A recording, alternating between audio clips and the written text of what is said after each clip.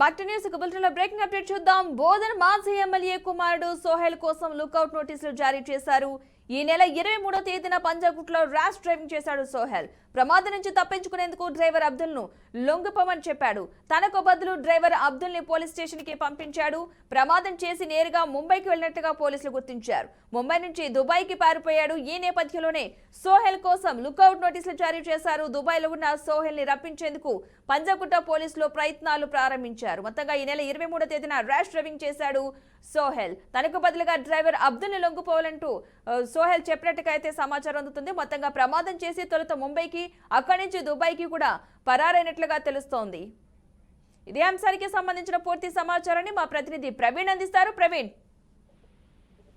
పద్మ, అయితే బోధన్ మాజీ ఎమ్మెల్యే కుమారుడు సోహెల్ పైన పంజగుట్ట పోలీసులు అయితే లుకౌట్ నోటీసులు జారీ చేశారని చెప్పాలి. అయితే పంజగుట్ట ర్యాష్ డ్రైవింగ్ చేసి సోహెల్ ప్రమాదానికి కారణమయ్యాడు. ఈ ప్రమాదం నుంచి తప్పించుకునేందుకు డ్రైవర్ ని లొంగిపోమని కూడా చెప్పినట్టు తెలుస్తుంది. అయితే తనకు బదులు డ్రైవర్ అబ్దుల్ ని పోలీస్ స్టేషన్ కి పంపించినట్టుగా పోలీసులు తెలిపారు. ప్రమాదం చేసిన సోహెల్ నేరుగా ముంబై వెళ్ళాడు. ముంబై నుంచి అటు నుంచి దుబాయ్ కి పారిపోయినట్టుగా తెలుస్తుంది. సోహెల్ కోసం లుకౌట్ నోటీసులు కూడా జారీ చేసినట్టు పంజగుట్ట పోలీసులు అయితే ఇదివరకే సూచించారు. అయితే దుబాయ్ లో ఉన్న సోహెల్ ని రప్పించేందుకు ప్రయత్నాలు అయితే ప్రారంభించారని చెప్పాలి.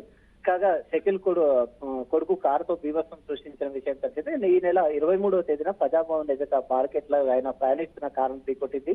ఆ ఘటనల సమయంలో కారులో ఇద్దరు యువకులు ముగ్గురు యువతులు ఉన్నారు. అయితే సోహెల్ ను తప్పించేందుకు మరొకరు డ్రైవ్ చేస్తున్నట్లు పోలీసులు కేసు నమోదు చేశారు. కారు ప్రమాదం విజువల్ సీసీ కెమెరాలో రికార్డ్ అయ్యాయి.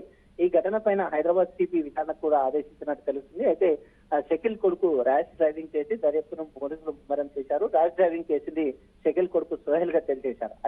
అయితే ఎఫ్ఐఆర్ లో మరొకరి పేరు చేర్చడంతో ఇది వివాదాస్పదంగా మారిందని చెప్పాలి. నిందితుడు సోహెల్ కు సహకరించిన పోలీసులు ఎవరనే దానిపైన చర్చ అయితే నడుస్తూనే ఉందని చెప్పాలి. ప్రమాద సమయంలో సోహెల్ తో పాటు ఉన్న ఫ్రెండ్స్ ఎవరు, డ్రైవ్ టెస్ట్ ఎందుకు చేయలేదనే ప్రశ్నలు అయితే లేవనెత్తుతున్నాయని తెలుస్తుంది. సోహెల్ కు సహకరించి తప్పుడు కేసులు పెట్టించినటువంటి పోలీసులపై ఇప్పటికే చర్యలు కూడా తీసుకున్నట్టు తెలుస్తుంది. Right, thank you Praveen.